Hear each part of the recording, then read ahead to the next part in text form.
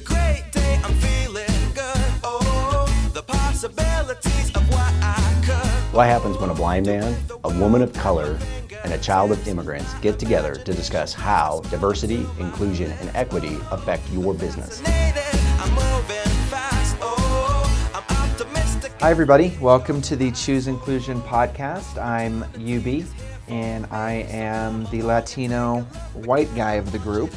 I'm Nina. I am the woman of color in the group. And I'm Mike. I'm the blind guy. Welcome back to Choose Inclusion, everybody. This is UB Simignetti, and I'm here as always with Nina Baliga and Mike Hess. Hello, team. Hey, everyone. Nina Ubaldo, Steve, welcome. Awesome. Yes, welcome, Steve. So we are lucky to have Dr. Steve Yacovelli on the show today. And Steve is owner of Top Dog Learning Group. He's also author of Pride Leadership, Strategies for the LGBTQ plus leader to be the king or queen of their jungle. And we're going to talk a lot about consciously inclusive leaders and building inclusive workplaces through the queer lens. It's a perspective we haven't had before. So Steve, welcome to the show. We're really excited to have you. Thank you much, guys. So happy to be here. I'm really excited to have a great conversation. Perfect. So let's start off with, how did you come to be the gay leadership dude? Oddly by birth, no. So I have been in the leadership development, change management, diversity and inclusion space pretty much my whole career. So I like to say that's been 3 whole years. No, I'm just kidding. It's been 25-ish. Nice. Yeah, I'd like to say ish. But and so it's always been part of my focus of a career, whether it be internal to organizations. It was internal to like Disney and IBM. I was a professor for like a hot minute, and then I kind of did my own gig starting in 2008 in Top Dog Learning Group. And so that's always been part of me. We do a lot of leadership with stuff. And then about in 2018, I was at a conference, and I was in between sessions. I'm kind of sorting business cards outside of the next session I'm going to, and this woman's next to me. She's kind of doing the same thing, and she's like, "What do you do?" And I was like, "Well, diversity training, blah, blah, blah. How about you?" She's like, "I'm a publisher." I said, "You know what? There's a book in my head that needs to come out." And she's like, "Well, let's get it out." And flash forward, Jen became my publisher with Publisher Purpose Press. And as we were going through writing Pride Leadership and kind of getting that up there, I said, "You know what? I just want to be known as the gay leadership dude." She's like, "Well, make that your thing." I'm like, "You're right, I should." And so that's kind of how the gay leadership dude was born. She jokingly says that she actually had the trademark of professional lesbian. So it kind of like, worked together between the two of us. But so Top Dog Learning Group birthed the gay leadership dude in 2019. And I've actually now have the copyright to that. That is mine, and I'm the only one in the world now, TM on the end there. Oh, that's huge. Yeah. That's awesome. Well, so what makes leadership from the Pride kind of LGBTQ lens different than, say, leadership advice for everyone? Yeah, Nina, it's a great question. When I first started to write the leadership book, I was just kind of go down the generic path. So I was trying to figure out what are the competencies that I've been seeing in the workplace and people really, who are rocking and rolling in leadership do well. Those who are crashing and burning, what they don't do or don't have. And then, if y'all ever saw Sex and the City, if that show, Carrie Bradshaw would always sit down to her Mac and be like, "I couldn't help but wonder." And that's kind of what started going through my head as I started to write the book. I'm looking at a lot of my my LGBTQ blue brothers and sisters who are doing leadership in advocacy groups and whatever that looks like. And the little Carrie Bradshaw, I couldn't help but wonder, started looking and saying, is there a correlation between being a member of the queer community and just having an opportunity to flex your leadership muscles a little bit differently? And actually now in hindsight, I would say any one of us who's part of the quote unquote other group really does have a lot of these things as well. I just put it through the queer lens because that's what I know. But for example, I talk about 6 competencies in Pride Leadership: authenticity, courage, empathy, communication, relationships, and culture. And so if you think about authenticity, so I'm a white cisgendered gay dude, but as a gay dude, if I'm out at work, whether that be at a client or internal to a company, that's pretty darn authentic of myself to be who I am and to embrace that. And I would argue, and I do argue in Pride Leadership, that when you embrace that otherness that you have, in this case being queer or being LGBTQ+, you actually are already exercising some of the awesome competencies that make a leader really, really cool.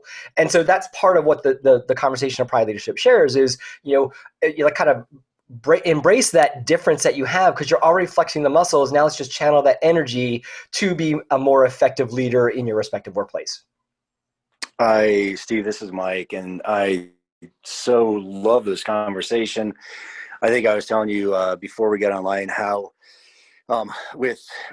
in my role, how I'm always attempting to coach professionals with disabilities to be super okay, to embrace their, quote unquote disability, because it's, what that means is, the resiliency muscle. What that means is your creative problem solving badass self is coming to the table.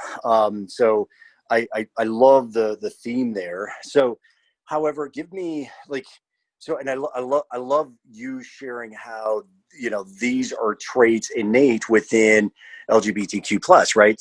However, how do you then coach somebody who is not necessarily from that community to also demonstrate those same traits? Yeah, another great question, Mike. So a quick story. When I wrote Pride Leadership and I was waiting for my editor, Heather the editor, kind of fun, for her to provide me feedback, I was like so scared because she's the second person in the universe besides myself to actually see my book. And so I'm in a coffee shop in downtown Orlando where I live, and she calls, and I'm like a kid at the principal's office. And she's like, "Okay, Steve, before I start, I have to tell you something. I am not your target audience. I'm a white, cisgendered, straight woman." I'm like, "Okay."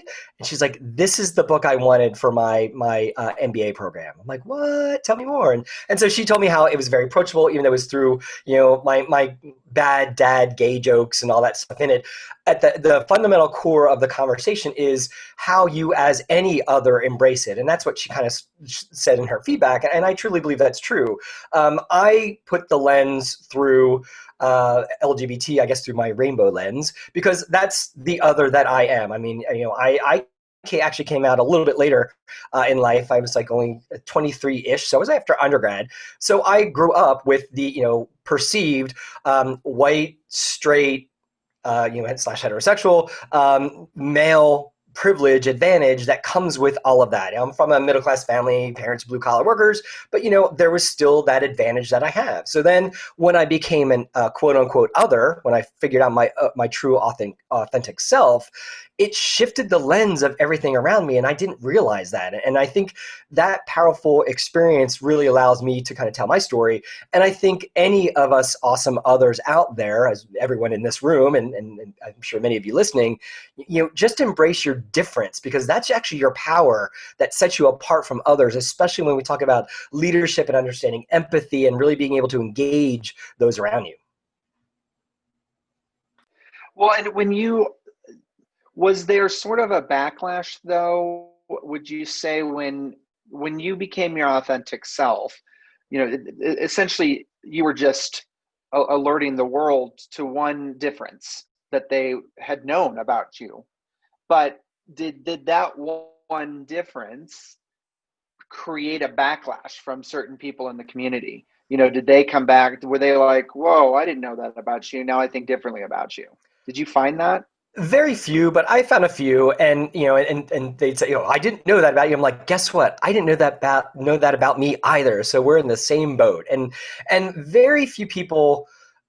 I think I can literally count like 3 people who cut me out of their life thinking, "You lied to me for the 4 years we were in undergrad." I'm like, dude, I was lying to myself. I mean, come on. So, but for the most part, everyone eventually came around. Some of my ex-girlfriends were a bit heartbroken, I will say, but that's okay. I mean, ultimately speaking, I mean, at this point in my life, I'm pushing 50, and all these people are still Facebook friends and supporting each other, and they love my husband more than they love me now, which is fine. So I think that most people, it took them time, various degrees of time, but they were able to kind of reshape or reformulate their perception of me through kind of the new data point, if you will, that I gave them. But it was only one data point in the whole equation. Steve, one of the things that we keep on hearing in all these conversations is the term allyship, right? Like everyone throws that around. Everyone says, I'm an ally.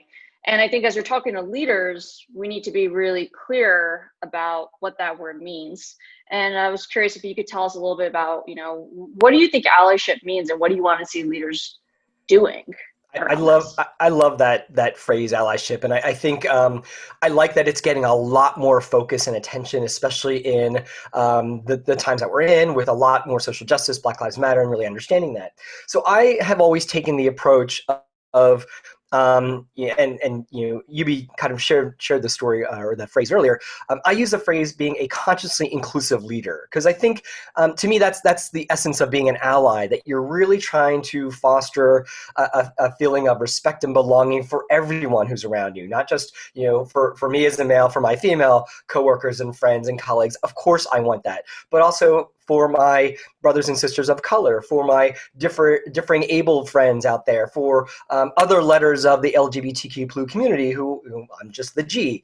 And so I think if I like to approach it in the workshops and actually chapter 3 of my book, saying let's be consciously inclusive. So it's kind of that opposite of unconscious bias. And so a really good ally or a true ally will work to be more inclusive with all of those around them. And that can be of varying degrees of comfort, of varying degrees of success, but just having that first step to be like, you know what, I'm going to do everything I can to be inclusive with those around me, with all the quote unquote others in my world. That's an awesome starting point. I think that's really where the core and the heart of true allyship starts. I totally dig this, Steve. I like the words that are coming out of your mouth. I really do. So and I don't know if and I missed the pre-call, so I do apologize for that. But we chose our podcast name, Choose Inclusion, because of that very intentional action, right? Like you got to choose to be inclusive, and just to also let you know, like for an organization from BAT's perspective, I also very much followed all of the amazingness that happened within the LGBTQ+ community in the last, call it 20 years, where all of a sudden, kind of there was a time like when I was in high school and then my 20s that it still wasn't okay to even talk about it very much. And then all of a sudden, not only was it okay to talk about it, then it was same-sex marriage and all this, there were so many things that fast tracked. And so I love the fact that within the Fortune 10,000 space, there's the ERGs or BRG constructs that are absolutely there to support, relationship orientation. And so, with that Fortune 10,000 lens, how do you work with organizations to, again, continue to get even more traction? Yeah, it's great, Mike, because a lot of my Top Dog's clients are the Fortune 500, and so we work directly with a lot of the queer employee resource groups or business resource groups, whatever phrase they go by, because there's a couple of things that have been at play. One, and when I teach my workshops, I always say, organizations embrace diversity, inclusion, and belonging for one of three or all three reasons. One, because someone told them they have to. And so whether it's the law or what that looks like. The law says we have to. Two, it's the right thing to do, kind of on the complete opposite side. Of course, we want everyone to feel included and belong and respected. But then there's the business case. And so, and I approach teaching people in the corporate workplace, embracing inclusivity through all three lenses, and because it's going to resonate with some. I mean, I would venture those listening here and all of you in this room, we all know it's the right thing to do. We want people to feel, yes, of course. But I've seen many times in the stuff that I do at clients where there's the person sitting there with their arms folded and they're just not bought in. So when I can say, you know what, okay, that's fine. You may not be there. You may not be down with the punitive thing, but you know what? This is going to make your business better because studies are already out the business case for inclusivity. And so we'll use the queer lens, for example. This is how much the LGBTQ community can spend and looks at, and the brand loyalty that they have. So you know what? It's actually in your organization's best interest to do this. Oh, by the way, it's really flippin' awesome for the world to make us a better place overall. But that's kind of some of the ways in. And just real quick story to kind of cap that off. I started using the phrase consciously inclusive because I used to work at Disney, and that's where I started first getting into the diversity stuff. And I was doing a workshop on unconscious bias, and that was one of the topic areas. And there's a gentleman in my session, and he's clearly voluntold to be there. You know, he didn't really want to be there, and he too had his arms folded, sitting in the back. We'll call him Fred. And so finally, you could just feel the oozing of like, I don't want to be here. I don't want to be here. So I said, Fred, is there something you want to share with me? He's like, well, you're talking about unconscious bias. That means I can't do anything about it. And just kind of folded his hands. And that's where it's like, okay, I'm not going to use that phrasing ever again. And so I think organizations are smart when they start to embrace and be consciously inclusive, because it's not just the right thing to do, but it's also going to benefit their bottom line. I think that was a mic drop for all of us. Yes. Well, man, so there's so much here. I think another kind of fascinating thing that we had talked about, in the pre-call, and this is something that Mike talks about a lot, is this, this idea of oppression within our own communities, right? Our own in-groups, our own underrepresented communities. That there's oppression that still happens, even though everybody in that community has one main thing in common.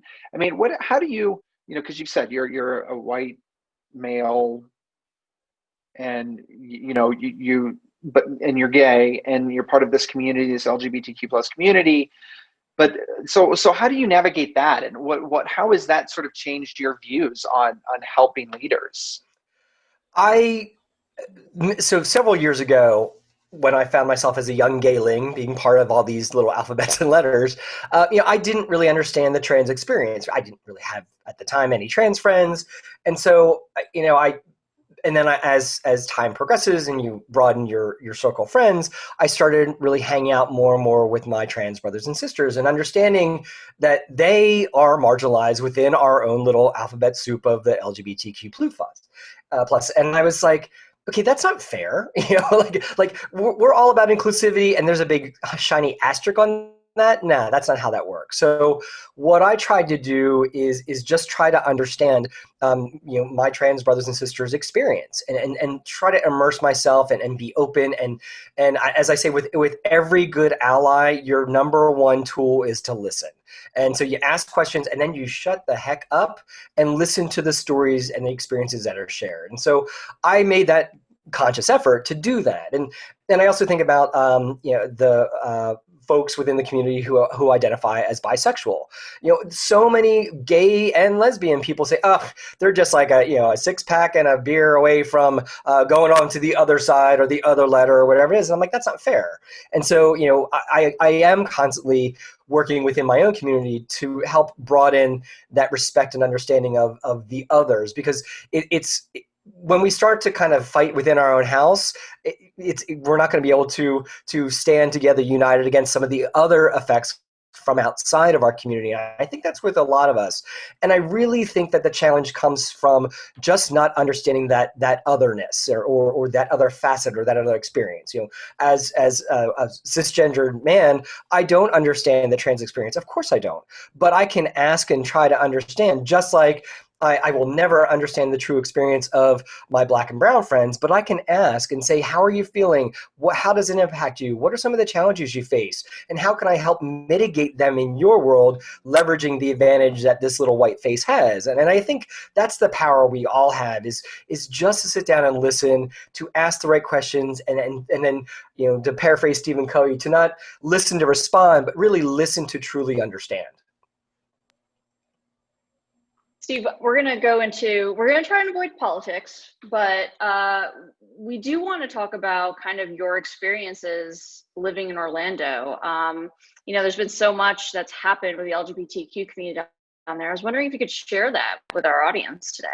Yeah, and thank you for asking. I will say, so I did lose friends in the Pulse Massacre. I live about a mile-ish from there. I do have my own personal story of the morning of all this transpiring and all that.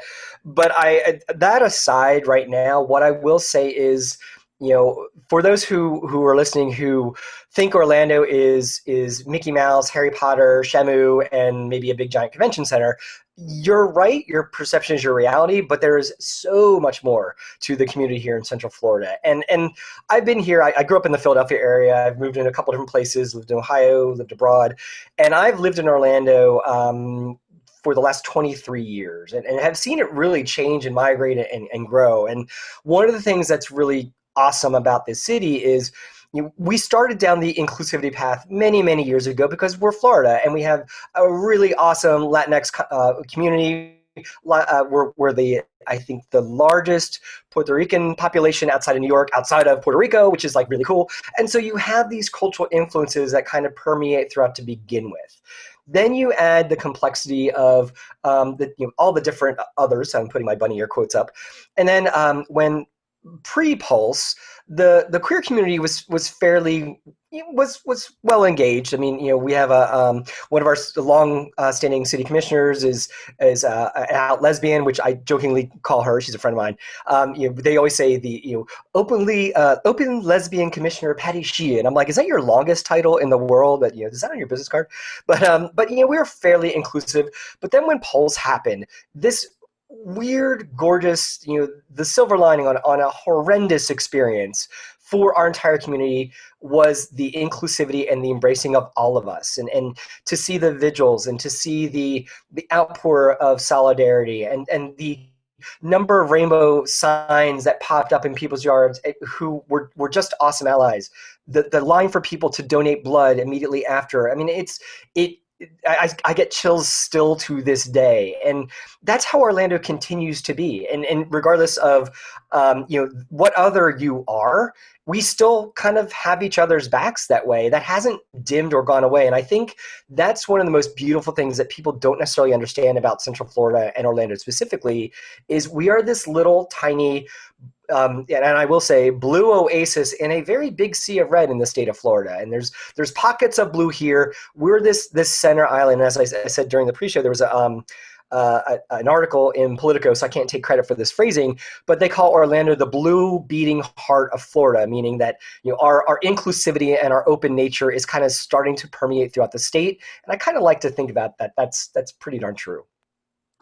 Well, and I gotta, and again, not getting political here, but obviously, we live here in Colorado, Nina, Ubaldo, and myself, and Governor Polis, right? First openly gay governor, right? Isn't that's absolutely. And then Mayor Pete, Yep. I massacre his name from South Bend. Buttigieg. Yeah, and my software, because my software says it one way, and so I because it's a screen reader software, so Yep. it's horrible for my ear and tongue to connect that, so I apologize. So No Mayor worries. Pete, I love, and I not meaning it from a not wanting to learn it lens. Please know that. So I again, I feel like the this otherness that you're calling it, this willing to accept it, even from a political perspective, they're it's obviously Colorado is a pretty purple place, so maybe less surprising. However, last I knew, Indiana, not so much, and so I'm encouraged by otherness actually kind of permeating within, or at least trickling into, right, the political ranks. What is your give me your 5, 10, 20-year lens and otherness for our country? It's a great question, Mike. So I love Mayor Pete. I've had the pleasure of meeting him. I actually gave him and his husband copies of my book when he was kind of rooting through Orlando here. And so I tell my sister and I were extremely close. And I say Pete Buttigieg is the perfect starter gay for people who aren't comfortable with a queer person in power, because he's military, brilliant, multilingual, but he's a pretty calm, chill, non-flamboyant homosexual. And I think like for some people that's okay. That's like like I said, they're starter gay. But to answer your question, I think it's these types of things that are really starting to chip away in addition to the rest of us who are fostering it and moving the concept of inclusivity toward that forefront. So it's like Kamala Harris, who will hopefully, and I'll just say it, will hopefully be our vice president, because how awesome will that be? This younger woman of color is going to be potentially the VP, or even just the candidates who ran for the Democratic ticket. I mean, it was a cornucopia of people, and I think that is becoming more the norm. And I think in 5 or so years, we're not going to be having this conversation about those demographic differences, or it might be different demographic type things, like, oh wow, well they're not very tech savvy. That's kind of where we're going with that, and then we'll exclude folks for that reason. But I think really just to kind of put a cap on it, it's I truly feel that in, we'll say 5-ish years, that's those demographic variables aren't going to be such a big deal. I'm actually excited for the day when us white folks are in the minority, because I think then that's going to be a really fantastic way for all of the others to really kind of shine through and allow people who maybe have had that privilege or advantage or whatever word you like, to see things a little bit differently and kind of get an understanding on what does that feel like and look like when you are in that facet of the otherness. And so that's kind of my crystal ball hope for politics and really the world in general. I will take that future. I love it. And yeah, Steve, it's been just a great pleasure. I think we always want our audience to be able to take away stuff, and I feel like we've just been so lucky to have guests like you who are really like giving them more pages for their playbook to take back to their organizations and figure out the best way to build an inclusive place to work there where anybody can see themselves working, right? And that's the goal. So thank you so much for what you're doing. Thank you for trusting us with your voice and giving us an opportunity to chat with you. It's been really a pleasure. Thank you so much, and y'all keep doing the good work that you're doing. It takes all of us to kind of keep chugging down that road of inclusivity and fostering respect and belonging. So keep doing the great work. Thanks, Steve. Thank you so much. Yeah, and thank you everybody for continuing to tune in. And as always, chooseinclusion.com. And now we're on not only Apple Podcasts, but Spotify, YouTube, and Amazon Music. So we're excited about that. And we'll continue to bring you amazing voices like this. So thank you again, and take care, everybody. Bye, all. Thanks for listening to the Choose Inclusion podcast. Make sure to subscribe to us on Apple Podcasts and Spotify. And you can see closed captioning for this podcast on our YouTube channel. You can find us online on our website, chooseinclusion.com, and contact us on Twitter @chooseinclusion.